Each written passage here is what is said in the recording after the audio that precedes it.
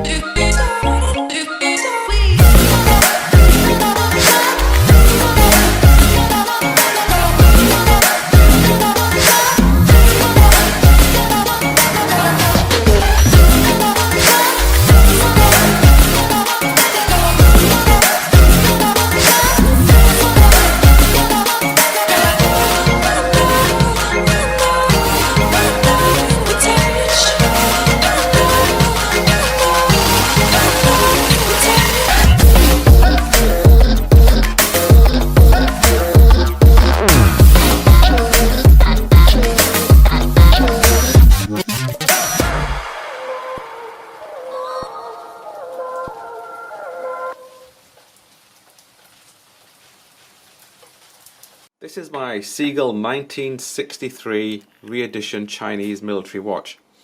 Now, I've had this watch now for 2 years and I absolutely love this watch. I've had a lot of people constantly emailing me saying when am I going to do a review of this watch. There's been so many other people done reviews on the watch, so I thought there's not really any reason for me to do it, but I still get people emailing me and asking me when I'm going to do a review on it. So I decided finally to do a review. It's kind of more of a 2-year review, what it's been like for the past 2 years. I've had any issues or any problems. There's lots of information about this watch already out there. So if I miss anything, you can always check on the other YouTube videos.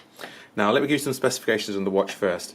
It is 38mm in diameter. Now I got the 38mm one, which for me it's a much better fit for my wrist. I like smaller watches. You can get it in a 42mm case, but like I say, I prefer it to this one. And it's 15mm thick, which is a very thick watch for such a small watch. But if you look at it for the side profile, I think about 2mm of that is actually the acrylic crystal. Now you can get it a sapphire crystal, which I think is a little bit lower down, but what they do is they actually increase the side of the case to bring it up. So I think that one is also 15mm thick, so it doesn't really make much difference. I prefer the acrylic because it's more in keeping with the original. I know some people would like to have the sapphire. It's more of a preference. This one will scratch a lot easier, but I tend to look after my watches, so you can see it's 2 years old. There's no scratches on the acrylic, and there's no scratches on the case. The dial has this really nice textured finish to it, which I really like. They've made it look like it is a vintage watch by doing this to the dial. I think it just looks absolutely fantastic. Now the colour of this dial, I don't know how to describe it. Some people call it champagne, some people call it beige, some people call it gold. I'm not sure what to call it, but whatever they want to call it, it's just fantastic looking. It looks like it's a faded old dial. I've seen other watches which have tried to look, modern interpretation of watches which have tried to look. One comes to mind, which is the Longines, which just looks like it's full of pimples. I don't like that at all. You've got hour markers all the way around. So you've got the numerals at 12, 2, 4, 6, 8 and 10, and then hour markers on the rest of it. On the left hand side you've got the constant second hand running. Now I'm not sure what some people, the part where it has the little triangle, that's the top of the hand, and some people say no, it's the other part, which is a longer part. Now for me, I would say it's the longer part, that's the top of the hand, and the one with the triangle is the bottom part of the hand. But you could use it either way if you wanted to. For me it doesn't really make a difference, but I don't quite understand why they're confused about that. Now the font on that is just so nice, and if you look at the printing on the second hand, it's just so crisp and clean. It just goes to show Chinese companies can make a really nice watch. On the right hand side you've got the 30-minute chronograph counter. Again, really nicely printed. I do like the stick hands on the watch. Now originally when I first saw the watch, I didn't like the stick hands at all. I like watches which have a slight shape to the hands. It just gives a watch a lot more character, but they wanted to keep with the original, and the original had stick hands, and it suits the watch, and they have really grown on me. And the tip of the minute hand curves in ever so slightly around the dial, and the attention to detail of this watch for the price of it, I think, is amazing. They've done a fantastic job. It's 38 millimeters in diameter, and it is 47 millimeters lug to lug. Now that is very big. That's one thing I don't like about the watch. The lugs on this, they're very long. I would have much preferred if I think they could have shaved off at least 2 millimeters. Now, if you look at the gap between the strap and the case, you could easily cut at least 1 millimeter, possibly 2, so the strap could move a little bit further up. There wouldn't be such a big gap there, and it would cut down on the lug size. Now, one of the reasons I think they've done that is it gives the watch not such a small feeling on the wrist. If you put the lugs even smaller, the watch would feel even smaller than what it is. It is 38, but with the longer lugs, it tends to feel a little bit bigger. Now, if anyone's got a Seiko tuner or a turtle, it's the same thing, but they've got short lugs, so you've got really thick, big watches with the Seikos, but because they've got such short lugs, the watches don't feel as big as they are, like 43, 44 millimeters. They actually feel a lot smaller. This is the opposite. But I like this size. I wouldn't have bought the 42. 42 does fit my wrist, but for me, I much prefer this one. And the case is just really nicely polished. There's no marks or anything else on it. They've done a really good job. I would have actually liked to have seen this watch in a brushed case. I would have been interested to see what it looks like.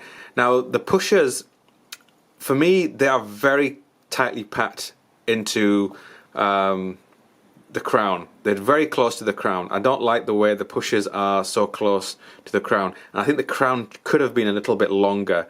When you're winding it, it is a little bit difficult sometimes to grip it. And if you're winding it from complete dead, sort of start grating on your finger after about 10 winds, it does start. So I don't like that, and you can see there's little marks on my my finger there where I've been winding it. So I don't like that. So the reason the pushers are so closely in is because of the movement. They can't do anything about that, and that's another reason why they've made the tips of the pushers so small, because if it was any bigger, it would really be too close, and you wouldn't be able to wind the watch properly.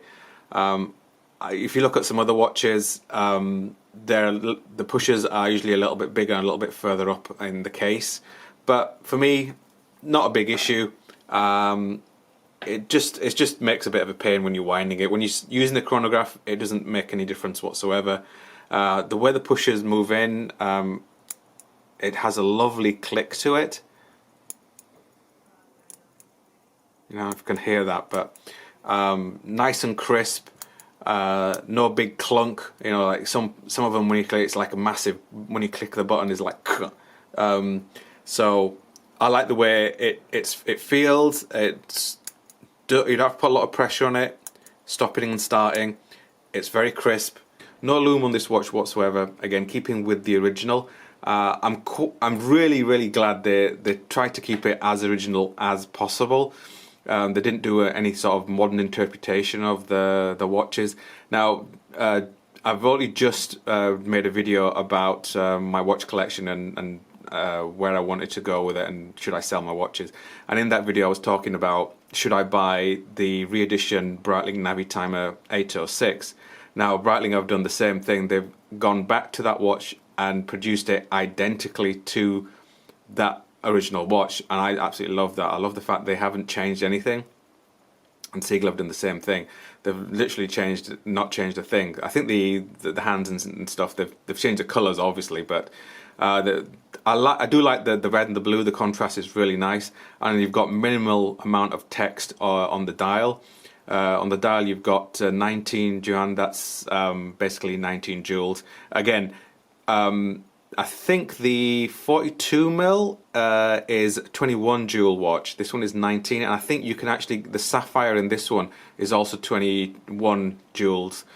I wanted the 19 joules because the original is 19, so I want to keep it as original as possible, as close as I can. If I can't buy the original, I would absolutely love to buy the original watch, but the chance of me finding one of those is going to be next to nothing. It's going to be zero, because the thing in China is they don't really like their vintage watches. They like new stuff. When I wear this in China, I've been to meetings and people are looking at my watches, and one of the guys said, "Why are you wearing such an old watch?" And I like to explain to him, no, it's actually a re-edition watch.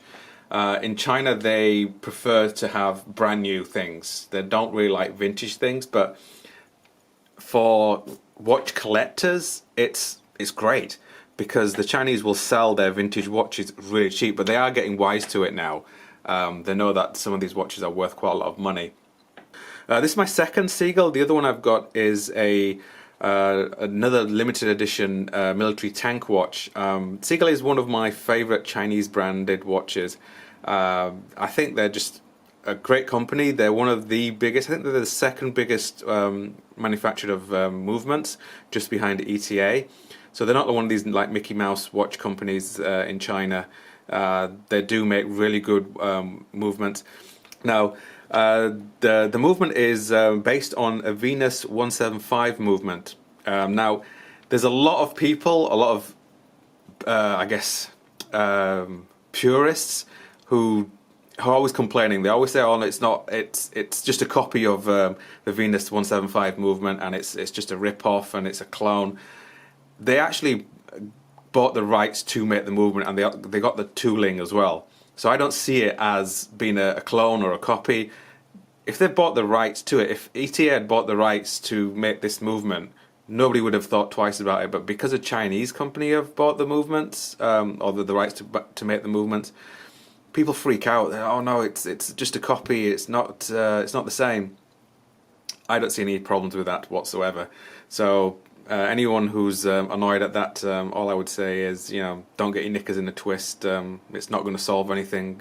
It'll just make you walk funny. So calm down. So the movement on this is just a lovely looking movement. Now, if you've watched one of my other videos, or many of my other videos where I'm doing reviews on watches, I always complain about the back of the watches which have open case backs. I don't like open case backs on most watches, because they'll just be basic movements like NH35 or something, NH38, and all you'll see is the rotor. The movement's not very pretty. It's just there for their sake. But with this movement, I think it absolutely deserves an open back case. Now, you can buy this with a solid stainless steel back case, but if anyone's going to buy one, or if you're looking for one, get the see-through back case, because if you just look at that movement, it's just wonderful to look at. You can see all the cogs, the wheels moving. When you start the chronograph, you can see the wheels engaging. It's just a wonderful. I mean, yeah, obviously you're not going to see the wheels engaging when you're wearing the watch, but it's just such a nice movement to look at, and it's decorated really nicely. Yeah, wonderful, wonderful movement.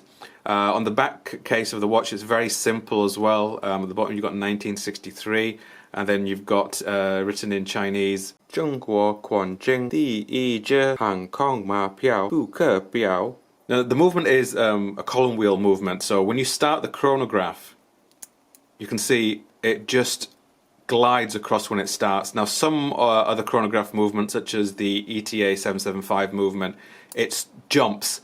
So when you start the movement, it will jump, but this one just sort of glides into movement when it starts, and that's because it's a column wheel movement. Zenith El Primero is also column wheel movement. For the price of this watch, you're getting a column wheel movement. I just think it's an amazing value for money. Now, I paid less than $100 for this watch, because I bought it directly from Seagull. So I got I guess you could say, the friends and family discount. I basically got the watch at cost price. And it actually came on this leather strap instead of most of the watches which you can buy. It comes on a horrible NATO strap. I'm not a big fan of NATO straps. So mine came on this leather strap, which is a really nice leather strap. It's starting to wear a bit now after 2 years, but it's not too bad. It's a one-piece leather strap as well, so it's not like a two-piece with a filler. Now, it is only 30 meters water resistant. For some people, that's a bit of a no-no, but for me, it's not an issue. I'm not going to take it swimming. if it's in get caught in a rainstorm or anything else, it's 30. It's enough to safeguard it from that. It's like, one of the benefits of having a modern watch but vintage inspired is you can wear it every day. And I wore this watch for almost 2 months solid while I was in China and never had any problems with it whatsoever. So that's my Seagull 1963, long overdue, I guess, review.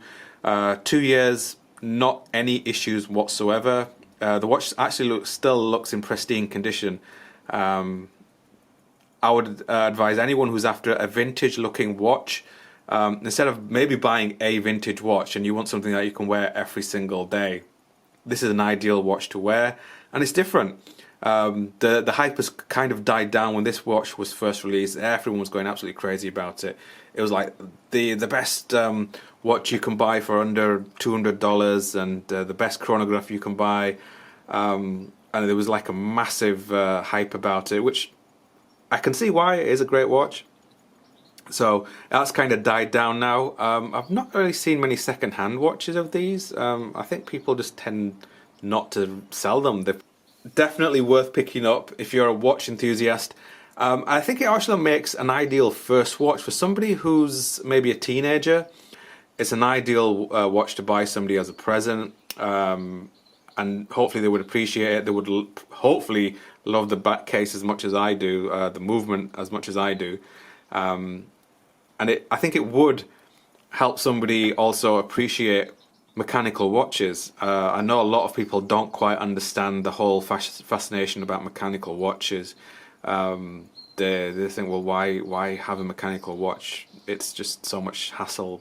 Buy something where you can just put a battery in there and it'll last 5-10 years. But if anyone's thinking of buying a watch present for somebody who's a bit of a watch nerd and they haven't got one of these, I would recommend this. They would absolutely love it. Yeah, love this watch. Thank you for watching.